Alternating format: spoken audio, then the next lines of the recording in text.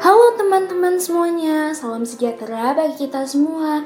Nah, kami dari kelompok 2 akan membawakan materi kami mengenai struktur membran plasma. Baiklah, sebelum memulai, izinkan kami untuk memperkenalkan diri. Yang pertama ada saya Aisyah Karina Putri sebagai moderator dan penyaji. Yang kedua ada Cincin Regina Aprilia Nainggolan sebagai penyaji. Yang ketiga ada Muhammad Farhan Pulungan sebagai editor dan penyaji. Yang keempat ada Angelika Febrianti sebagai penyaji. Dan yang terakhir ada Devi Nurhalida Simanulang sebagai penyaji. Pengertian membran plasma sendiri merupakan selaput tipis di sebelah luar sel yang memisahkan protoplasma sel dengan lingkungan luar, yang memiliki ketebalan sekitar 70-100 nanometer. Phospholipid bilayer adalah bagian di struktur membran sel yang terdiri dari ekor yang bersifat hidrofobik atau tidak suka air, dan kepala lemak yang bersifat hidrofilik atau suka air. Struktur ini dikatakan bilayer karena memiliki dua lapisan fosfolipid yang ekornya menghadap ke dalam sedangkan kepalanya menghadap keluar. Struktur membran plasma yang selanjutnya adalah protein membran. Protein membran adalah protein yang berinteraksi dengan atau bagian dari membran biologis. Protein membran ini memuat protein membran integral yang tertahan secara permanen atau bagian dari membran dan protein membran periferal yang hanya sementara menempel pada lipid dwilapis atau pada protein integral lainnya. Protein membran integral terbagi menjadi protein transmembran yang membentang melintasi membran dan protein monotopik integral yang hanya menempel pada satu sisi membran. Protein membran menampilkan berbagai fungsi vital untuk kesintasan organisme. Pertama, protein reseptor membran merelai sinyal antara internal sel dan lingkungan eksternal. Kedua, protein transport memindahkan molekul dan ion melintasi membran. Protein ini dikategorikan berdasarkan basis data klasifikasi pengangkut. Ketiga, enzim membran mungkin memiliki banyak aktivitas, seperti oksidoreduktase, transferase, dan hidrolase. Keempat, molekul adesi sel memungkinkan sel untuk mengidentifikasi satu sama lain dan berinteraksi.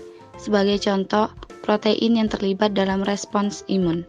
Selanjutnya, struktur membran plasma ada glikolipid dan glikoprotein. Glikolipid ialah molekul karbohidrat yang menempel pada lemak, sedangkan glikoprotein ialah molekul karbohidrat yang menempel pada molekul protein. Glikolipid dan glikoprotein berfungsi sebagai tanda pengenal bagi sel. Glikolipid terjadi pada membran sel eukariota dan residu gula dari molekul glikolipid memanjang keluar dari bilayer fosfolipid. Fungsi utama glikolipid adalah menstabilkan membran sel dengan membuat ikatan hidrogen dengan molekul di air di sekitarnya. Baiklah, saya Devi Nurhalida ingin melanjutkan struktur membran plasma, yaitu kolesterol. Kolesterol dalam membran plasma akan berada di antara molekul fosfolipid dengan bagian hidroksil yang bersifat polar akan berada di dekat kepala fosfolipid. Kolesterol memiliki fungsi yang penting bagi membran plasma. Saat kondisi lingkungan panas, kolesterol akan berperan dalam menghambat pergerakan fosfolipid sehingga mencegah fosfolipid menjadi terlalu cair. Namun, saat suhu dingin, kolesterol akan bekerja dengan menghambat interaksi antara lemak sehingga menjaga membran dari beku dan mempertahankan struktur membran cukup cair. Kolesterol terdapat pada membran sel hewan, sedangkan pada membran sel tumbuhan fungsinya digantikan oleh sterol. Pada struktur membran plasma, sitoskeleton terbagi dalam 3 jenis, yaitu filamen intermediat, kedua mikrotubulus, dan yang ketiga mikrofilamen. Lapisan paling tipis yaitu mikrofilamen dan letaknya di pinggir sel. Di dalam mikrofilamen ada protein dan miosin yang membuat sel bergerak. Selain itu, mikrofilamen berperan dalam kontraksi otot.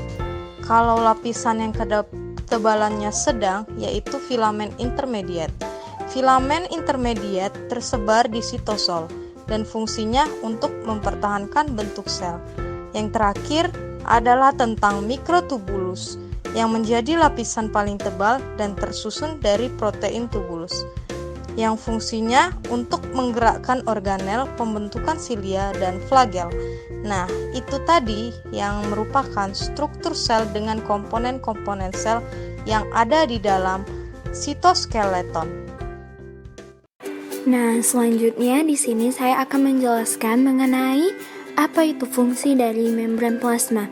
Nah, membran plasma ini sendiri yang kita ketahui, fungsinya itu sebagai pengatur dan juga penjaga konsentrasi lalu lintas senyawa atau juga ion yang masuk dan juga keluar sel.